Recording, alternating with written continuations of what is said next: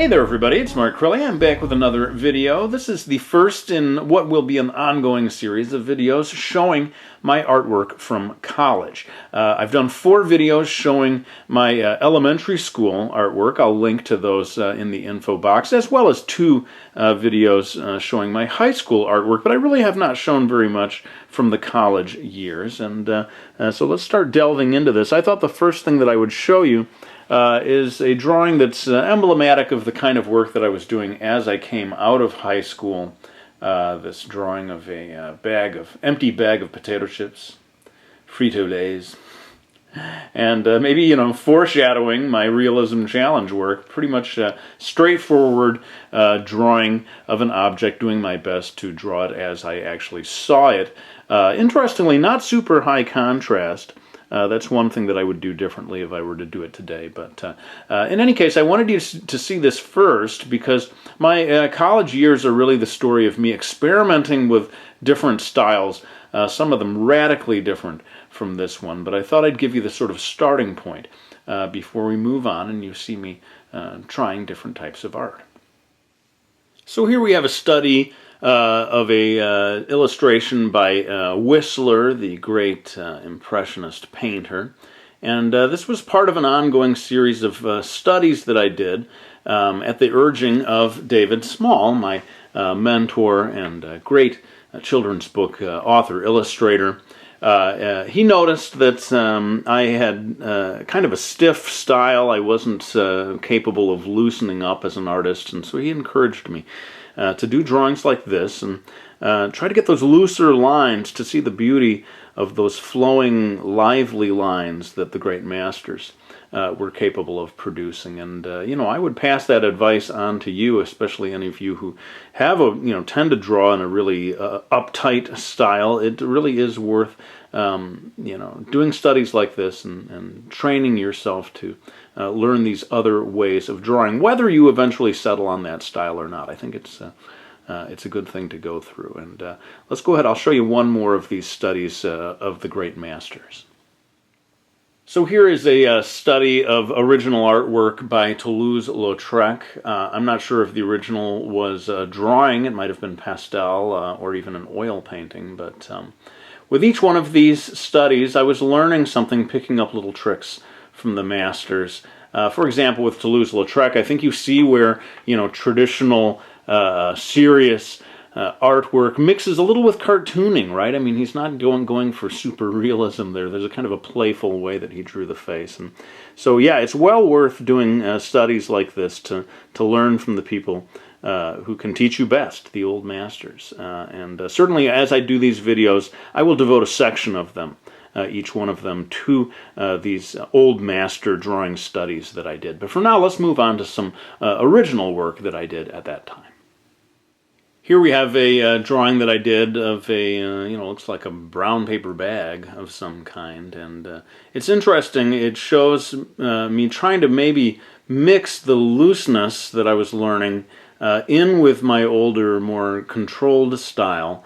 It's emblematic of a lot of the kind of experimental work that I was beginning to do at that time. For example, and I'll pull back here again, I see a lot of drawings that I did at this time that were sort of looked quite finished in one area, like up here at the top, and then sort of deliberately unfinished in another area. That was something that I was playing around with at that time.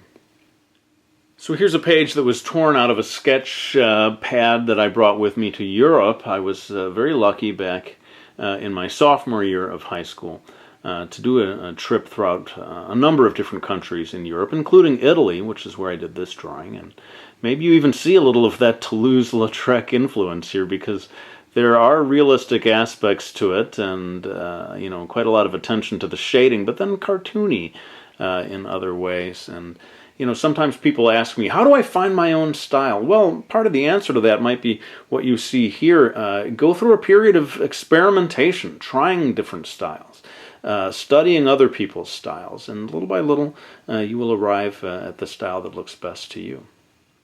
So here we have a self-portrait, or it was meant to be a self-portrait. I don't know how much it looks like me, but yeah, you can see radically different style here from what I was doing in high school.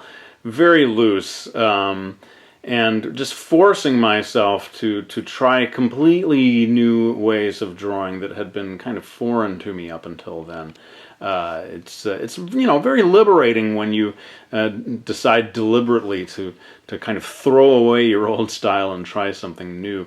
As I said, it might not become the thing that you settle on as your absolute new style, but it's fun to play around, sort of challenge yourself to draw in new ways.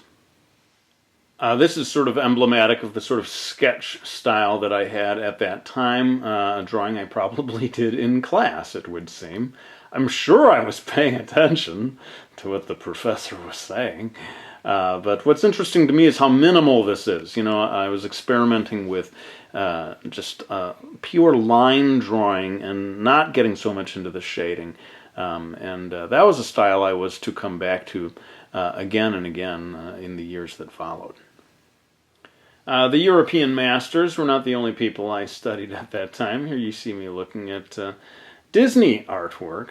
People have asked me over the years, can you do a Disney tutorial? And I guess I could. Let me know in the comment section if you'd like to see me do a lesson on this style. It is really quite a beautiful style. So yeah, maybe that's something you can look for in the months ahead.